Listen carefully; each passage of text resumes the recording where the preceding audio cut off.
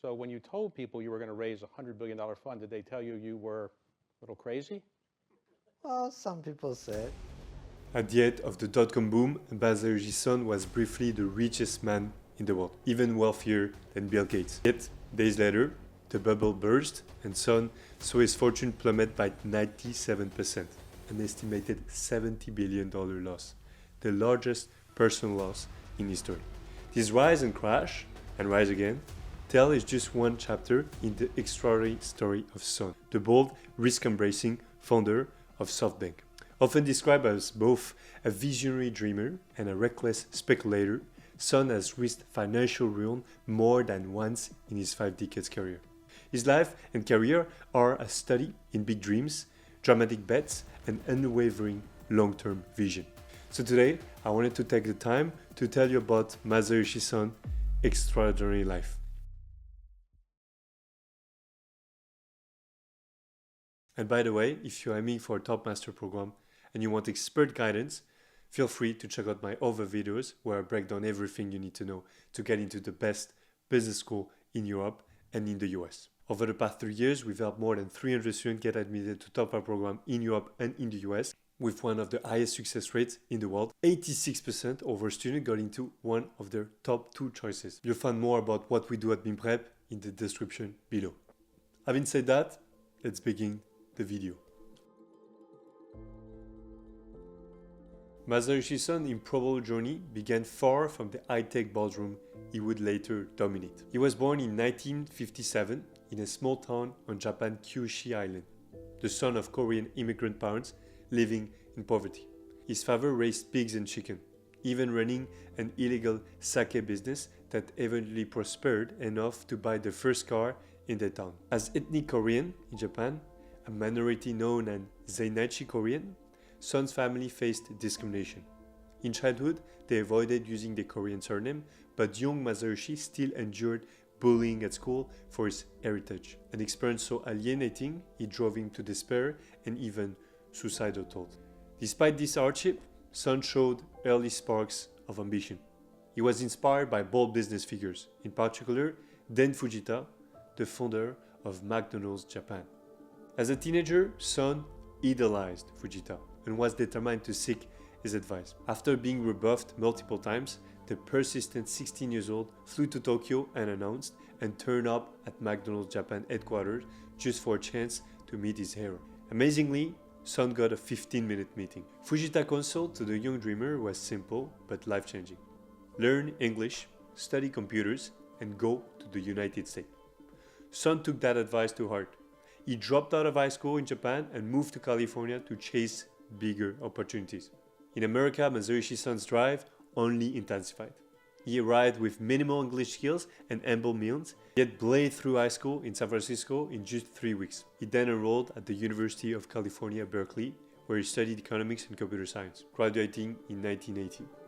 While at Berkeley, Son's entrepreneurial flair emerged early. He famously invented an electronic pocket translator with help from a professor and sold the patent to Sharp for $1.7 million, all while still a student. He earned another $1.5 million importing used arcade video game machines from Japan, like Space Invaders and Pac-Man, and installing them in dorms and restaurants. He even started a video game company, Unison World, which he later sold for a profit. By his early 20s, Masayoshi Son had already made his first million. Armed with a US education, international savvy, and boundless confidence, Son was now ready to make his mark back in Japan. In 1981, fresh out of college, 24-year-old Masayoshi Son returned to Japan with a grand vision. He founded a small startup he ambitiously named SoftBank, short for Software Bank. Initially operating out of a tiny office with just 2 part-time employees, the company's first business was distributing packaged software for the emerging personal computer market in Japan. Son saw that the PC revolution was coming, and he wanted SoftBank to be at its forefront as a bank for software. SoftBank grew rapidly under Son's leadership. By the mid-1980s, the company had expanded into computer publishing, launching popular tech magazines like OPC to feed Japan's growing PC enthusiast community.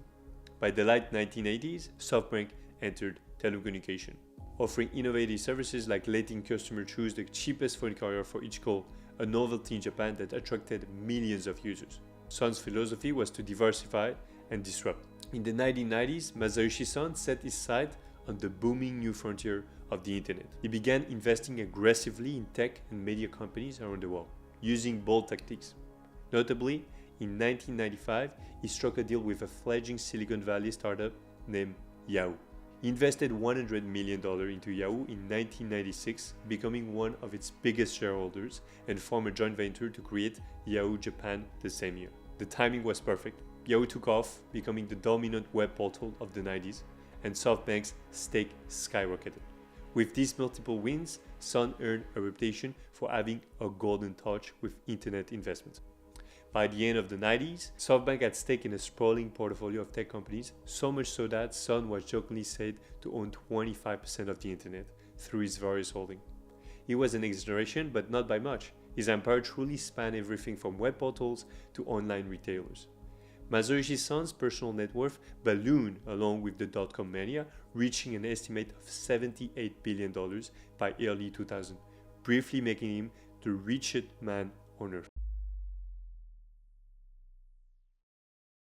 Son's soaring success, however, came to an abrupt crash in 2000, when the dot-com bubble burst. SoftBank stock collapsed by over 90%. Virtually overnight, Son went from a tech titan to cautionary tale. On paper, he lost around $70 billion, the largest one-year wealth loss ever recorded. SoftBank portfolio companies were imploding left and right, and banks feared the company might go bankrupt. Son later recalled that within 6 months, SoftBank's share price fell 99% from its peak, and we almost went bankrupt. For a man who just days earlier was richer than anyone on earth, he was a humbling fall. Many expected Son to retreat, defeated, but instead, displaying the resilience and optimism that defined his character, Masayoshi Son dusted himself off and plotted a comeback. Losing 99% of my wealth taught me to value money again, he quipped rarely as he began rebuilding. Son's rebound began with a focus on fundamentals. In 2001, while the wreckage of the dot-com burst was still smoldering, he launched a new broadband internet venture in Japan called Yahoo BB, in partnership with Yahoo. Many thought pouring more money into the internet so soon was crazy, but Son believed deeply in the web's future. He rolled out affordable high-speed internet and IP telephony, BB phone, to Japanese households, igniting a broadband price war. Yahoo BB quickly signed up millions of subscribers, helping drive Japan internet costs down and usage up. This bold move into broadband at a time when others were licking their wounds demonstrated Son's contrarian techno-optimism. He refused to abandon the future he envisioned, and it worked. By the mid-2000s, SoftBank was financially healthy again, largely thanks to its telecom ventures. One investment in particular proved to be SoftBank's lifeline through the dark times, a bet on an unknown Chinese entrepreneur named Jack Ma. In early 2000, literally just weeks before the market crashed, Son met Jack Ma and agreed to invest $20 million in Ma's small e-commerce startup, Alibaba.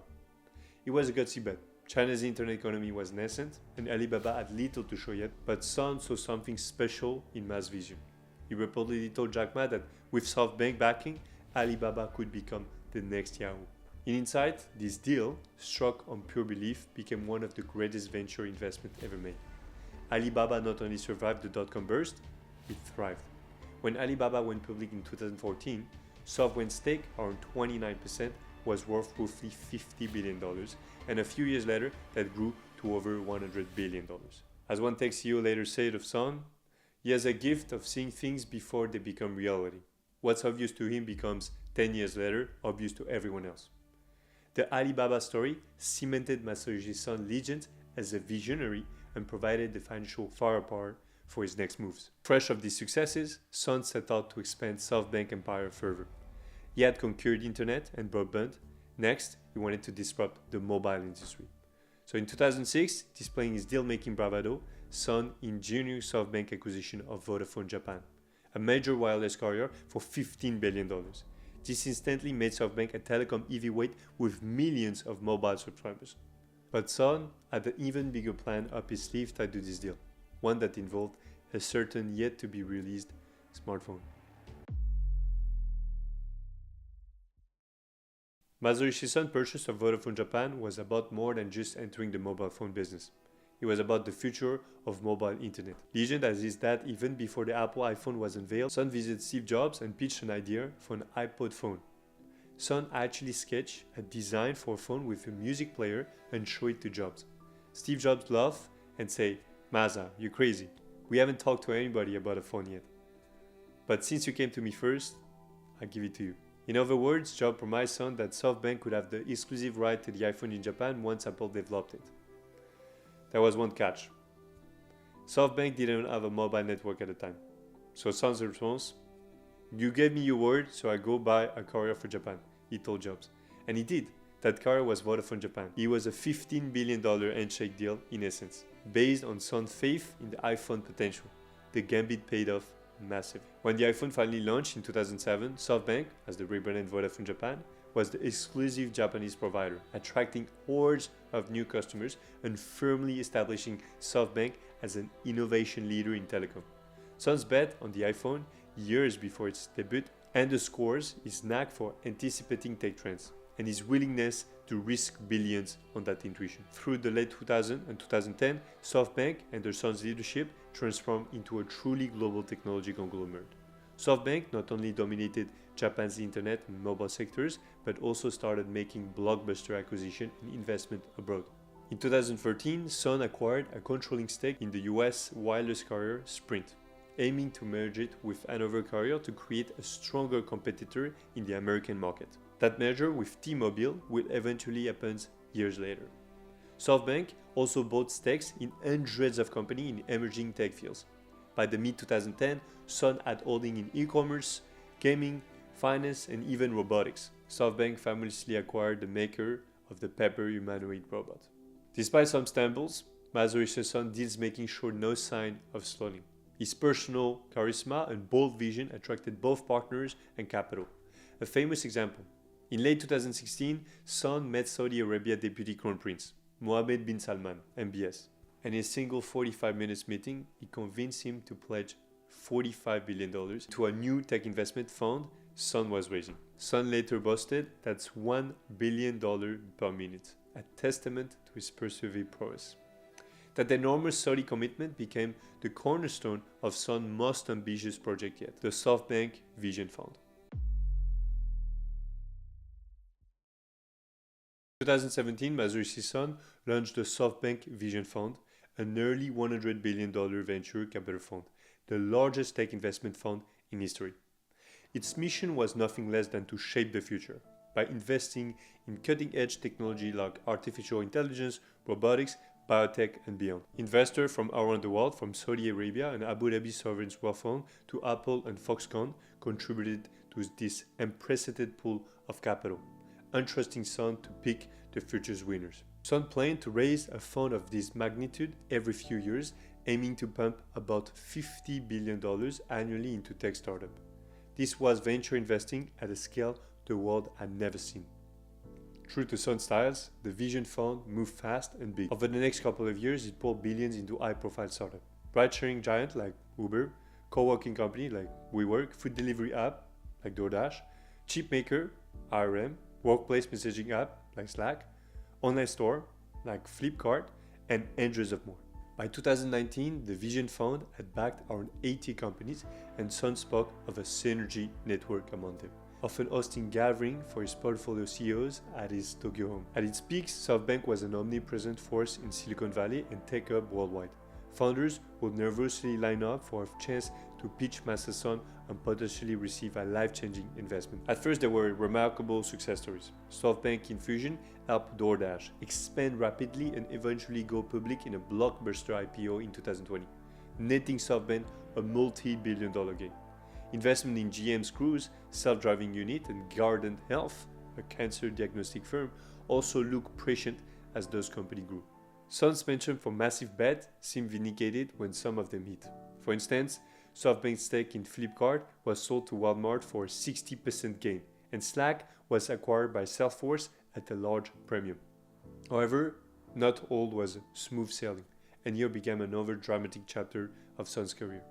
Some of Vision's fund's flashiest bets turned into spectacular failures, testing SoftBank fantasies and Masayoshi Son's reputation. The most notorious was WeWork.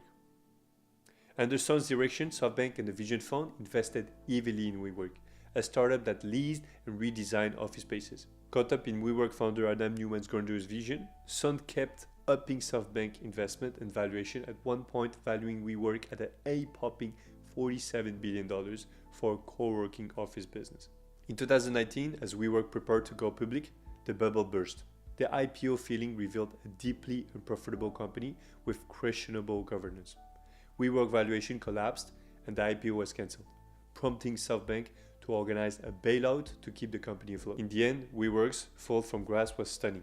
The company filed for bankruptcy in 2023, and SoftBank total losses on WeWork alone exceeded $11.5 billion, plus over $2 billion in debt guarantees. This fiasco revealed breathtaking flaws in Son's investment approach. The WeWork saga cost Masayoshi Son dearly, not just in money, but in credibility. WeWork wasn't the only stumble. Many of Vision Fund companies struggled as well. Uber's stock gyrrated far below its private valuation for years. Other startups that SoftBank had funded at sky-high valuation in sectors from construction to fintech found it difficult to generate profit, leading to write-downs. By 2022, amid a broader tech downturn, SoftBank Vision Fund posted a record 3.5 trillion Japanese yen loss, which is about $27 billion, in one single year. A staggering setback even for Son's empire. Headlines blurred that the Vision Fund experiment had turned into a failed experiment, and that SoftBank was the big loser of the startup bubble. Masayoshi Son, who had once been hailed as a tech kingmaker, faced an unaccustomed criticism. His high-risk, high-valuation strategy was blamed for backfiring, and some wondered if Son had lost his Midas touch. Ever the optimist, Son took this blow in stride publicly, but he did adapt. He scaled back the size of Vision Fund follow-up fund. Vision Fund 2 became much smaller without outside investors. SoftBank also began selling off some assets. Notably, it started powering down its golden Alibaba stack to raise cash. Son even personally shorted some losses through side deals, reportedly taking on billions in personal debt tied to Vision Fund investments. This move showed that while Son remained bold, he was not inflexible to reality. By late 2023, SoftBank focused shift toward more promising holdings like ARM, the British chip designer SoftBank had acquired in 2016 and all aimed to relist on the stock market, and towards stabilizing its portfolio. At heart, Son remains a techno-optimist. He firmly believes in the power of technological progress. In speeches, he often muses about topics like the singularity and the exponential growth of AI, forecasting that artificial intelligence will one day surpass human intelligence and radically improve our world. It underscored that for Son, money has always been a means to an end. The real goal is to push humanity forward. Masayoshi Son's stories is one of astonishing height and crushing lows. Tied together by the unwinding vision, he bankrolled the growth of the internet in Japan, helped birth one of China's tech giants, and accelerate innovation globally by willing to fund moonshot ideas. Without Masayoshi Son, e-commerce might not have Alibaba's dominance, smartphone in Japan might have taken longer to adapt to the iPhone, and the startup ecosystem might never seen the surge of capital that the Vision Fund provided. He has drawn comparison to figures like Bill Gates and Steve Jobs, but in my opinion, Son is a category of his own, a unique blend of business savvy, gambler instinct, and idealist faith. Son's journey offers rich lessons for aspiring entrepreneurs and business leaders. One lesson is the importance of long-term thinking and resilience. Son was never fixated only on immediate profit. He was always playing the long game. This allowed him to weather short-term disaster, like the 2000 crash, for example, and keep investing in his vision for the future. He once said that a true entrepreneur must have a 50 years vision, if not 300 years. This kind of foresight, coupled with the grit to persevere when things look dire, is something future leaders can take to heart. Another lesson is about learning and curiosity. As a teenager, Son literally sought out a mentor and education abroad to gain knowledge, a move that changed his life trajectory. He was never afraid to learn from others, whether he was getting Dan Fujita advice, observing Silicon Valley while at Berkeley, or absorbing Steve Jobs' ethos on innovation. Son's example shows that a strong educational foundation and an openness to guidance can empower big dreams. In fact, many of Son's most successful bets, Yahoo, Alibaba, ARM, were informed by his ability to understand emerging technologies and global market insight he gained through study and experience. It's a subtle reminder that business education in and out of the classroom can equip the next generation of visionaries to build something meaningful. Long-term vision isn't just about dreaming. It's about building the foundation to actually pull it off. For a lot of future leaders, that start with business school. At MIMPREP, we work with high potential students and professionals to shape their narrative, sharpen the application, and get them into top business programs around the world. If you got the ambition, we'll help you back it with the right plan. You can check more information about us in the description below. Anyway, I hope you like this video and I'll see you in the next one.